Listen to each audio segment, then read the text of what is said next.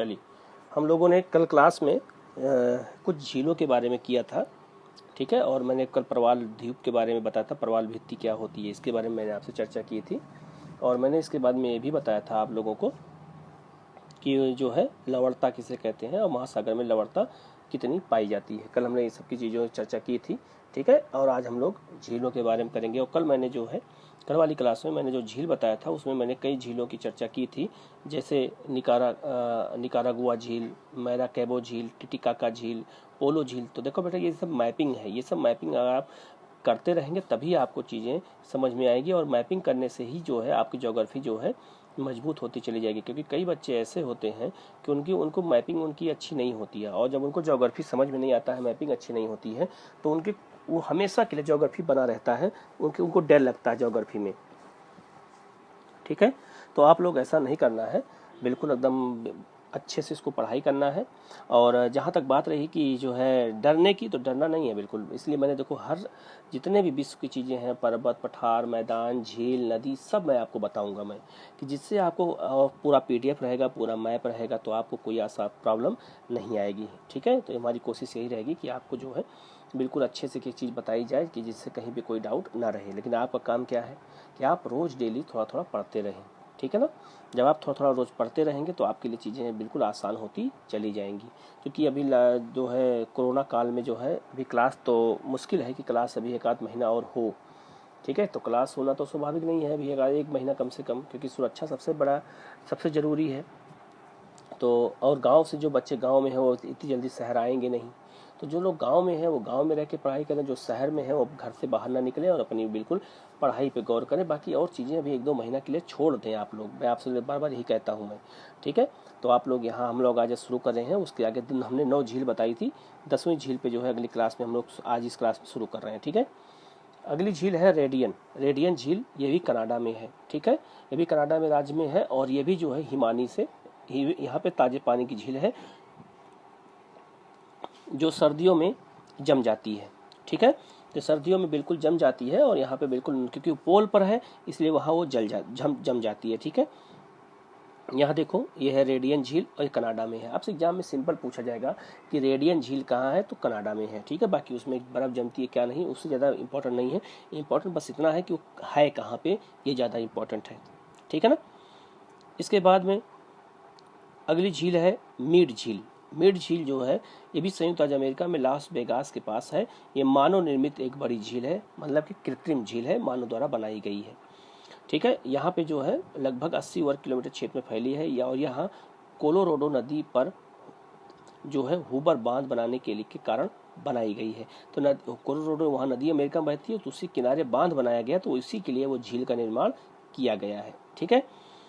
इस कारण यह लास वेगास नगर को पेयजल की आपूर्ति भी करती है। तो अमेरिका का जो लास वेगास शहर है उसको यहाँ से पानी भी मिलता है, मिड झील से पानी दिया जाता है उसको, ठीक है।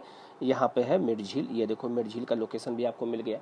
तो आपकी स्क्रीन पे दिख रहा होगा, और आपको ये पीडीएफ मिल जाएगा, तो जिससे आपको क्या होगा, बहुत चीज़ें आसान हो जाएंगी। क्योंकि अब आप इसको बहुत खोजेंगे, और जब खोजेंगे तो मिलेगा नहीं, तो आप परेशान हो जाएंगे, ठीक है ना। तो इसीलिए मैं आप लोगों को ये बता रहा हूँ, ठीक है।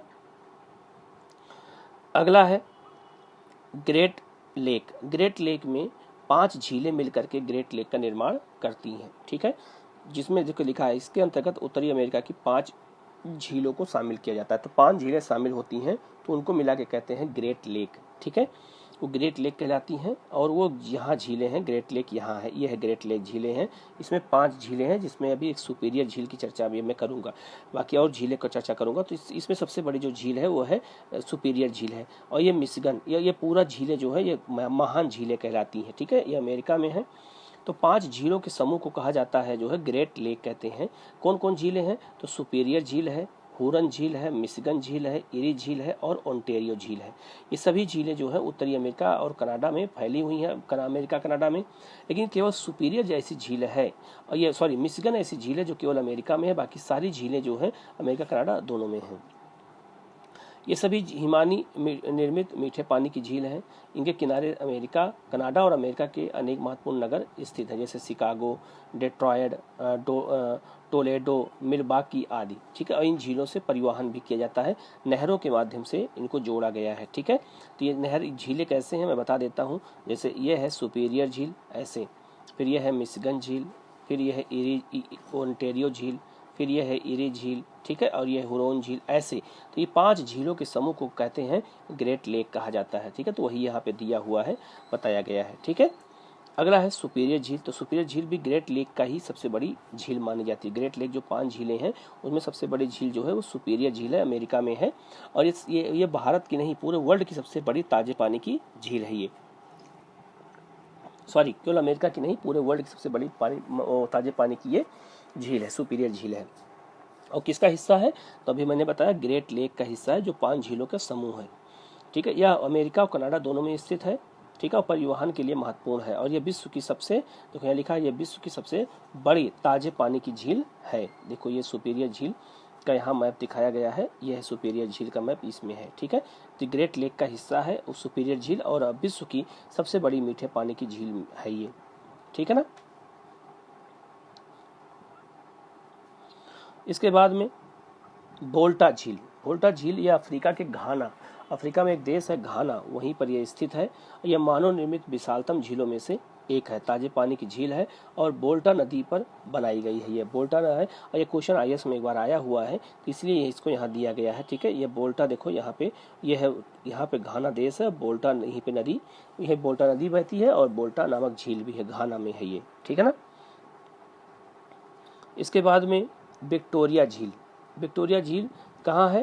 तो ये है अफ्रीका की, और अफ्रीका की सबसे बड़ी झील है, बहुत इंपॉर्टेंट है क्योंकि इसी झील से नील नदी निकलती है। ठीक है ना, इससे कौन नदी निकलती है? तो इससे नील नदी निकलती है, और नील नदी विश्व की सबसे बड़ी नदी है। ठीक है, नदी के बारे में भी आपको पढ़ाना है मुझे।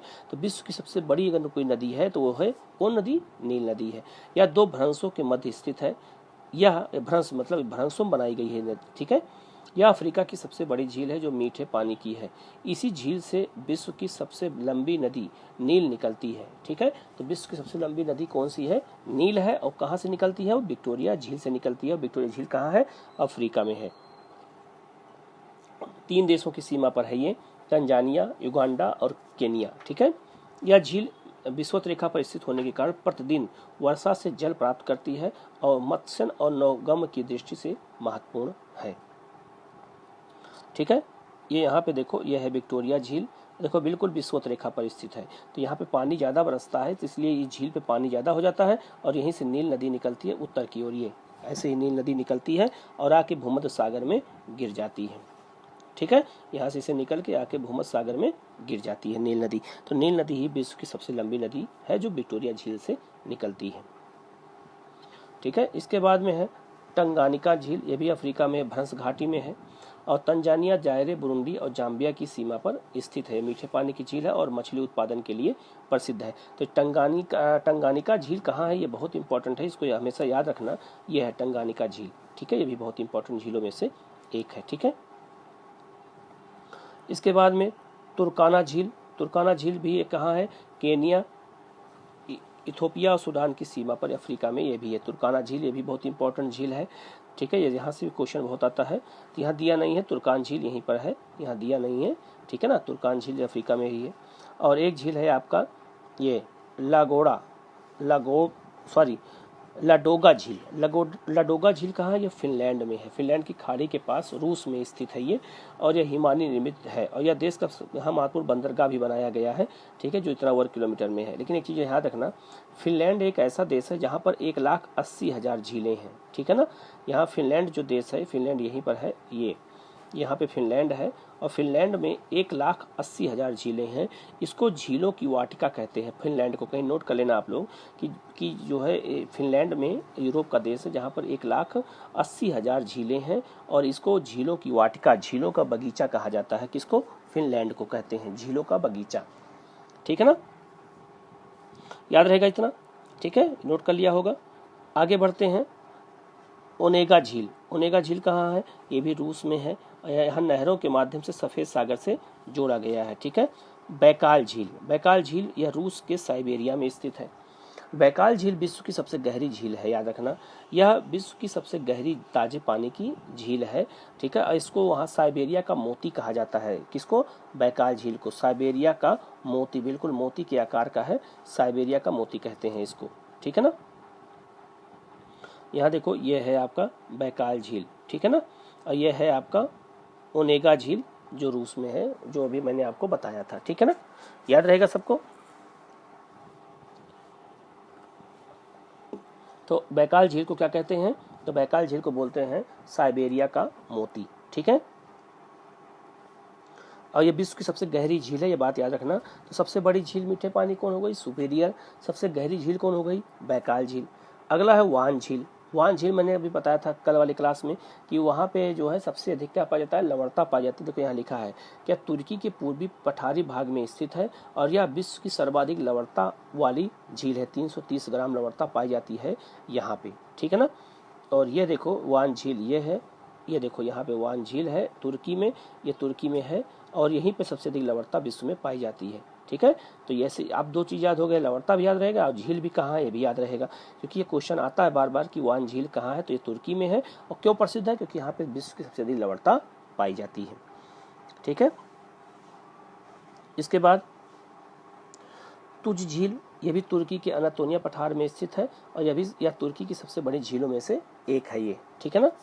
इसके अलावा मृत सागर, मृत सागर भी मैंने बताया था कि जो है सबसे अधिक लवणता पाई जाती है और ये दो देशों की सीमा पर है, इजराइल और जॉर्डन सीमा पर स्थित है। यह विश्व की सबसे नीची झील है और दूसरी सबसे अधिक लवणता वाली झील है। ये सबसे निचली झील है जो सबसे समुद्र तल के नीचे पाई जाती है, ठीक है ना। और यह जो है सर्वाधिक लवणता यहाँ पाई जाती है, दूसरा नंबर स्थान इसी का है। वर्तमान में यह तेजी से सिकुड़ रही है क्योंकि जॉर्डन नदी के स्वच्छ जल के कृषि कार्यों प्रयोग किया जाने लगा है। इसके अस्तित्व को बचाए रखने के लिए लाल सागर से पाइप द्वारा पानी भेजने का विचार किया जा रहा है, ठीक है ना। यह है मृत सागर की झील है, देखो यहाँ पे,